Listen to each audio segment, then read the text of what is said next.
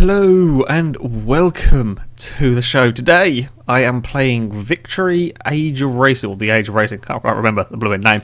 And this is an interesting game. It's one of the few games that I just saw on Steam and thought, it looks different, I want to give it a go without really knowing anything about it. I bought it, at the moment it's on Steam Early Access, so it's still in development, still I think fairly early in development. It might be a little bit buggy in places and there's still stuff that isn't in the game yet. All of the normal things that go with it, with early access games. And yeah, I didn't really have much clue when I bought it. The thing that really sold me on it is the car customization. Here is a car which I built.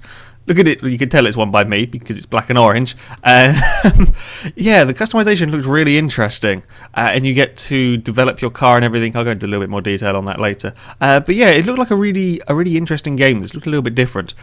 So shall we jump in? What's going on at the moment? There is no single player career or single player races as far as I can tell. So it's all done online. In the main, because there's not a huge amount of people, I don't think, playing this game at the moment. I have an invite apparently. Let's not bother. The main kind of game modes that are going on is hot lap. It's kind of like hot lap party mode. I think I'm the only one playing on this one. But hey, I'll get the track to myself. I might be able to win an event. Woohoo! So yeah, okay, maybe not. We could ever get stopped. So at the moment, yeah, we are. Oh, somebody else is here. Damn it! I'm not going to win now. I don't know. Maybe I'll drive well. I've only been playing this game for a little while, and I'm not amazing at it.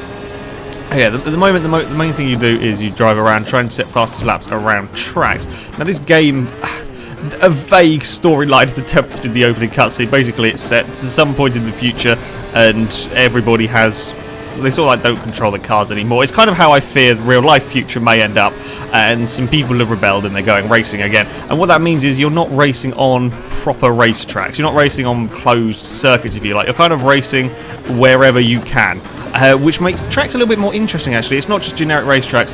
There's one level in snow in the Antarctic or Arctic, I can't remember what it's called. This one here looks like it's in a sort of scrapyard area. There's another one like around a small village. And there's some interesting surface changes going on. It appears that the course that I'm currently driving on is an all tarmacy stage. But there's some, you end up on dirt. Oop. You end up a bit wide there. Get back on the track, you silly car.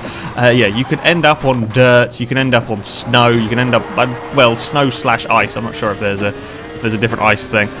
There's also like cobbled roads. They're an interesting thing to deal with when you're racing sort of single-seater open-wheel cars. I shouldn't call these Formula 1 cars because they're not really Formula 1 cars. But yeah, it also means that the cars themselves are a little bit more interesting. They're a little bit crazy. Like I guess the idea of the story, if you like, is you're kind of making cars out of bits you can find, which tends to make the cars a little bit crazy, which is good. Crazy is always good in a racing game. As you saw, the car that I built was not exactly a normal vehicle. Whoop, through the chicane. Yeah, I like that. It's a little bit different. It tries a little bit different. I'm not quite sure. Like I've experimented a little bit with the build thing. I'll show you that in a minute. I'm not sure how you can change the wheels. Some of the cars have really wacky wheels. This one included.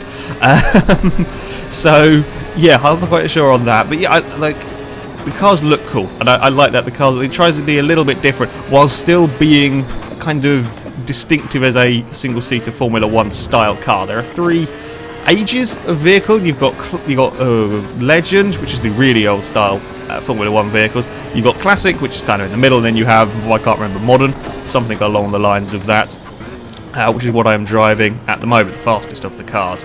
And I'm not that, oh yeah I am, I'm 3 seconds off. Never mind, I thought I was only like a second off. I've got to do better. I'm not very good at this game yet, but never mind about that. Of course, whenever I talk about a racing game, you know the most important thing is the handling. The handling has to be good. Doesn't matter about the rest of it. If the handling's good, then the game will. Damn you, corner cutting. It doesn't matter if the rest of the game is good. If the handling is bad, then it's not going to be much fun to do. Because in a racing game, you pretty much spend all your time racing. The good thing, I'm pleased to report, this game has a very good handling system. It's actually, I wouldn't say weird. It's a bit different. It kind of. The best way I can describe it is a bit like if PGR4 was using Formula 1 cars, if that makes sense. It's arcadey, yes, but it's kind of a solid arcadey handling system. Yeah, it's kind of hard to explain. Whoopsie, we've had problems. Get off the dirt, you silly car.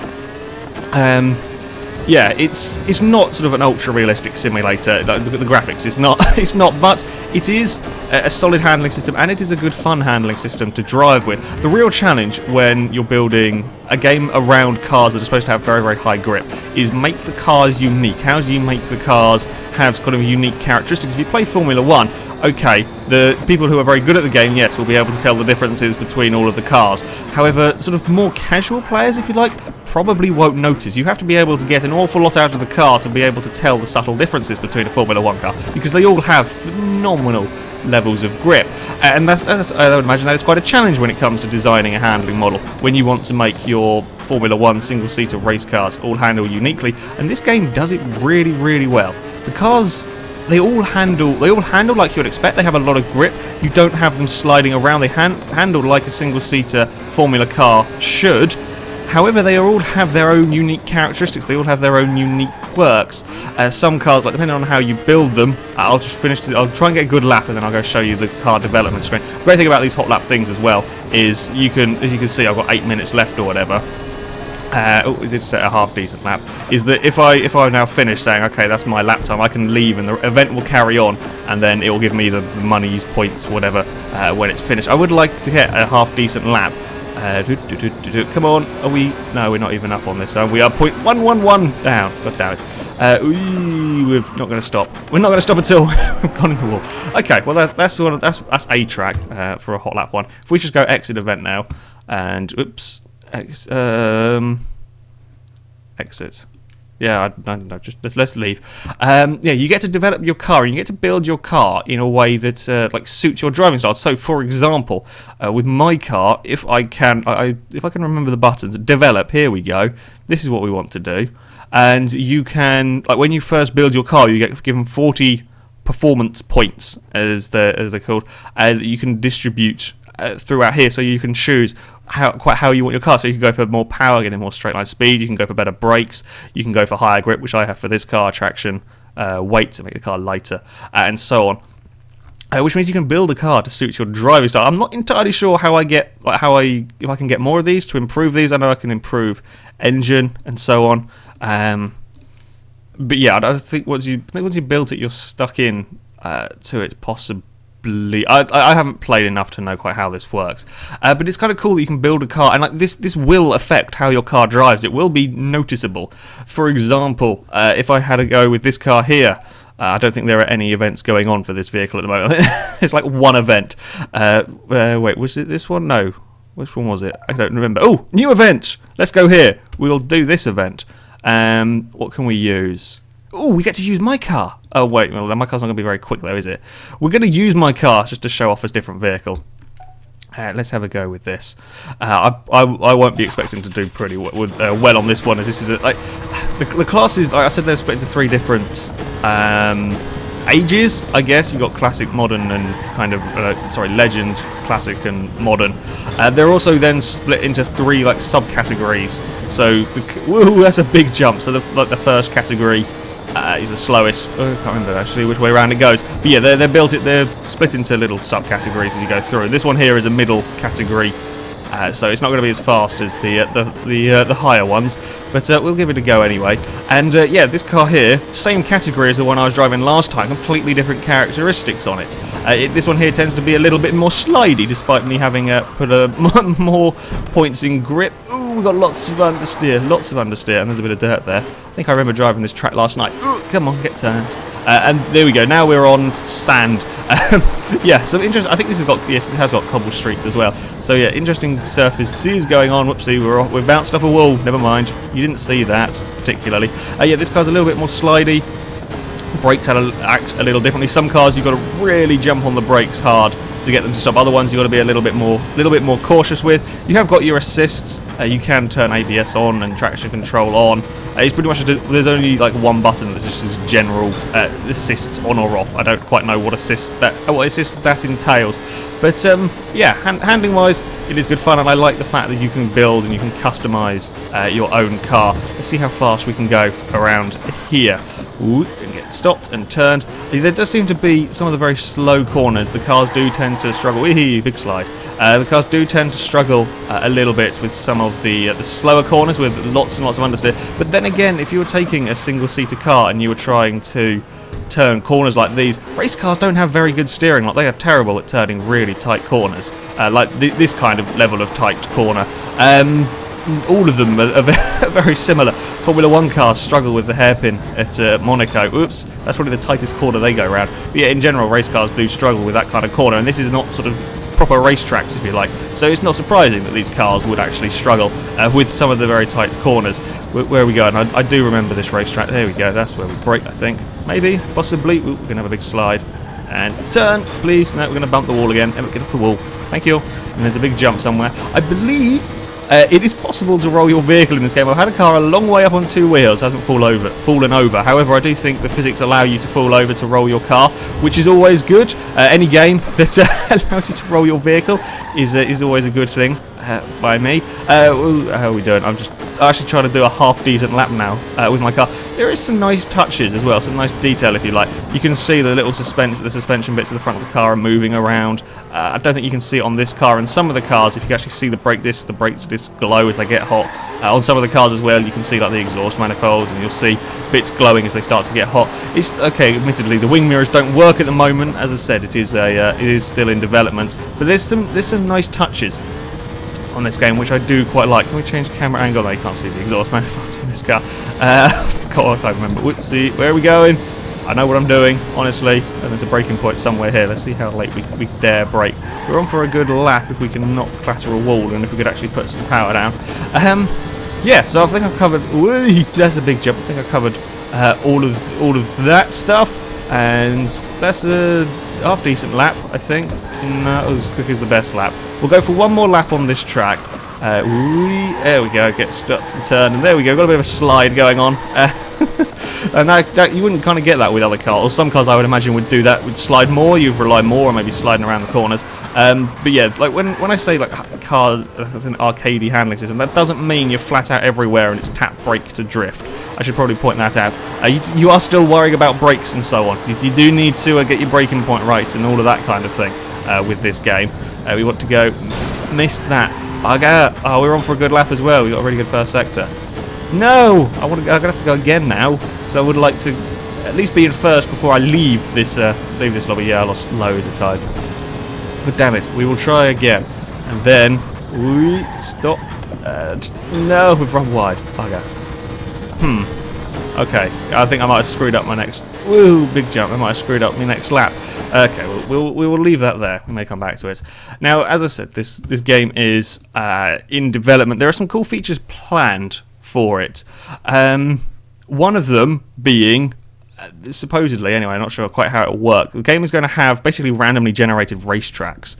Now, normally, have I just gone back into the exact same event? Yes, I have. I didn't mean to go back into that one. Yeah, they will have supposedly randomly generated tracks. Now, if the game sticks to more focusing on like these hot lap events, that could be really cool, because if you say you have, I think this is actually a race. Oh god, you'll see how terrible I do in this. Yeah, this is actually a race. If you focus on the hot lap events, so say you have 10 minutes once you load up the game, you've got 10 minutes to learn this track and set the fastest lap, and then after that they will load another event with another random track. That works fine, because you'll basically never run out of stuff to be doing. You'll never run out of tracks. A bit like Trackmania. When you play that online for the first couple of days, you'll probably never come across the same tracks running on servers and so on. So yeah, there's kind of endless content. The only problem with a circuit-based game that relies on that kind of thing is once, like on Forza, you learn the tracks. Oh, for heaven's sake! You learn the tracks so that when they come up again next time, you get better. And kind of the whole point of racing is you go around a track to get faster and faster at a given locale to do better in the next race. But if the tracks are constantly randomly generating, you'll never learn the track, or you'll never learn the tracks as such. Which means when you go into the race, it'll be full of people making mistakes, so they simply don't know the tracks. I mean, admittedly, yeah, you'll have to change your driving style a bit, I guess, to accommodate the fact that you're not going to know where the track, not going to know the tracks. But that could just lead to a lot of crashing and a lot of the online races not being quite as good as they could be. Although, yeah, if it sticks with the hot lap thing, that would be really cool. And a game where you never run out of tracks is or never run out of new tracks is always a good thing. I believe there's also plans for Steam Workshop integration, so you know, people can be building tracks. I'm actually doing well in this race. What is going on? The first time I tried racing on here, or the only other race I've done, this is the second time I've done an actual race. The first time I got absolutely destroyed. I'm actually kind of catching the leader, no, maybe not quite catching. The leader is certainly not dropping, and I'm miles ahead of third. This is going remarkably well. Can I? Oh, dirt. Leader's on the dirt as well. Ah, bugger. Now I've lost quite a bit of time. No! Leader, have a mistake. Fall off the... Get turned. Please get turned. Thank you, car. Leader, find the wall, or the dirt, or the anything. I do also quite like how much the camera's moving about when you're changing direction and stuff. It's got a good sense of motion going on in here when you run over the curves, like you would imagine you would have if you were driving a very low car, such as this one. There's information about how I did in one of the previous hot lap events. Probably not very well. I think I was 6th in that one. Right, where are we going? Now he's got the hang of the course now, and just as I get the hang of the course, he's got the hang of it as well. How many laps? I don't know. 4 out of 5. 1 lap to go.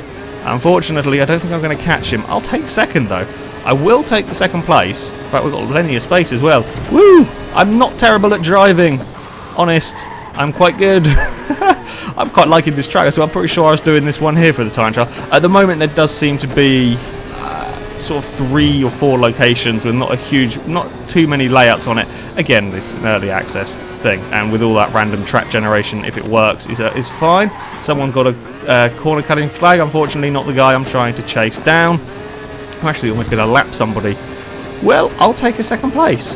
I will take a second place. I'm pretty happy with that. Other thing I do like, this is one of the very, very few games that actually allows you to control your car once you've crossed the finish line. Like, all games just instinctively say, okay, we'll just give the AI the car control and you can deal with that. But no, it actually allows you to control the vehicle. You can do celebratory donuts if you wanted to, if I could. Celebratory donuts? Thank you. There we go. Woohoo! Yeah, I don't know why. Very, very few games allow you to do that. I can't actually get the car to blow and spin, though. Can we do a celebratory donuts? Are we? No, we don't want to do them. Fine, be like that. I got it working before. There we go. Celebratory donuts, kind of. I mean, they're very wide donuts. Wouldn't be a particularly good Gymkhana car, this one. But yeah, there we go. Woohoo! Your first online race with top I don't know. Oh, I think that means first online race without cutting any corners. I might have done on the previous one. I can't remember. Yay! I got a good finish, sort of. Now, I'm not entirely sure how... yeah, we want to exit the session. I'm not entirely sure how these gear credit things up here work. They kind of confuse me. In a way, it sort of feels like it's going to be a free... I don't want to exit the game. It feels like it's going to be like a free-to-play game, which I really, really hope it isn't.